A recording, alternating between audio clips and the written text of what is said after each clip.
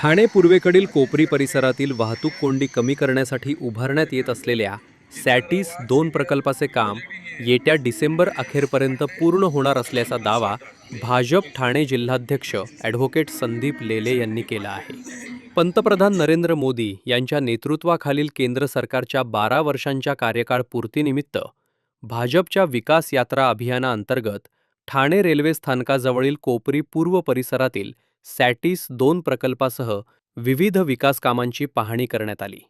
या दौऱ्यात प्रकल्पाची सद्यस्थिती, कामाची प्रगती आणि भविष्यात नागरिकांना मिळणाऱ्या सुविधांचा आढावा घेण्यात आला. ठाणे महापालिका, राज्य शासन आणि रेल्वे विकास महामंडळ यांच्या संयुक्त विद्यमाने सुमारे 270 कोटी रुपयांचा हा प्रकल्प राबवला जात आहे. ठाणे आणि कोपरी परिसराला जोडणारा महत्त्वाचा दुवा ठरणाऱ्या या प्रकल्पात 2.25 किलोमीटर लांबीचा रॅम्प, 12 बस थांबे, व्यावसायिक संकुल आणि वाहनतळाची सुविधा उपलब्ध होणार आहे. त्यामुळे या प्रकल्पाकडे ठाणेकरांचे लक्ष लागले आहे.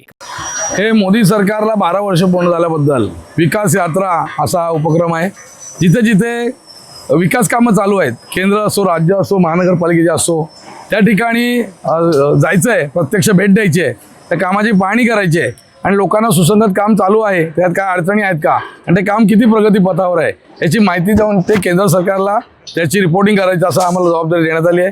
त्यानुसार मी स्वतः इथे उपस्थित आहे. माझ्यासोबत स्थानिक नगरसेवक भरतजी चव्हाण आहेत, दुसरे आमच्या कोपरी पाचपाकडे विभागातील नगरसेविका अनिता यादव आहेत, मंडळाचे अध्यक्ष कृष्णा भुजबळ आहेत, जिल्ह्याचे सचिव सुनील कोळपकर, दया यादव, कोकले मॅडम, विद्या कदमताई सर्वच उपस्थित आहेत इथे, भोसलेताई आणि सर्वजण इथे आलेले आहेत. हा प्रकल्प बरेच दिवस चालू आहे. थेट कोपरीकरांना फक्त उपयोगाचा नसला तरी अख्ख्या ठाणे शहराला उपयोगाचा प्रकल्प आहे. पण कोपरीकरांचा त्रास वाचणार आहे. खालून ज्या वाहनांची गर्दी होते, ट्रॅफिक होतं ते टळणार आहे. सर्व पाहणी केली. प्रकल्प चांगला चालू आहे. प्रकल्पाचं नियोजन चांगलं आहे.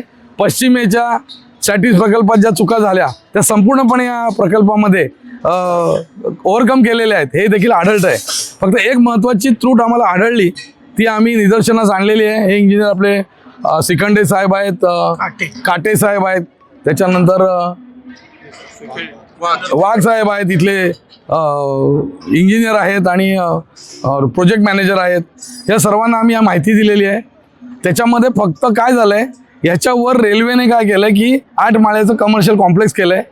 त्या कमर्शियल कॉम्प्लेक्सला जे लोक येतील त्यांच्या गाड्या पार्किंग बेसमेंटला दिल्या 200. तर फक्त विषय असा राहिला की टॅक्सीने लोक येतील, उतरतील, ट्रेनला जातील.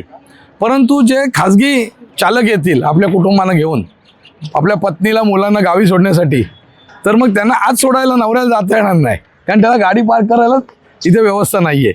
आणि त्यामुळे मोटरसायकलला येणारा, कामावर जाणारा, काही प्रमाणात का होईना रोज कामावर जाणारे, मोटरसायकलने येणारे यांना आणि गावी जाताना गाड्या घेऊन येणाऱ्या पालकांना ह्या गाड्या पार्क करायची थोडी तरी सुविधा इथे असली पाहिजे.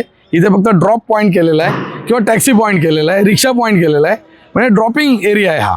Pickup area, drop area, park area अजिबात नाही आहे. तो थोडा करावा एवढी मी मागणी आम्ही सर्वांनी मिळून या ठिकाणी केली आहे. आम्ही तसं रितसर पत्र देखील देतो. बाकी हा प्रोजेक्ट अत्यंत चांगला चाललेला आहे. याचा सर्व ठाणे शहरांना आणि कोपरीकरांना नक्कीच लाभ होईल अशी आम्हाला अपेक्षा आहे.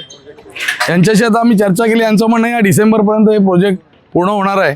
ते लवकरात लवकर त्यांनी पूर्ण करावं आणि लोकार्पण करावं, लोकांना त्याचा लाभ घ्यायला द्यावा आणि ठाणे पूर्वच्या लोकांना देखील त्याचा उपयोग होईल आणि त्रास होणार नाही याची काळजी घ्यावी. आणि सर्व मॅक्झिमम बस इथून फिरणार आहेत, इथून येऊन तर रिटर्न जाणार आहेत.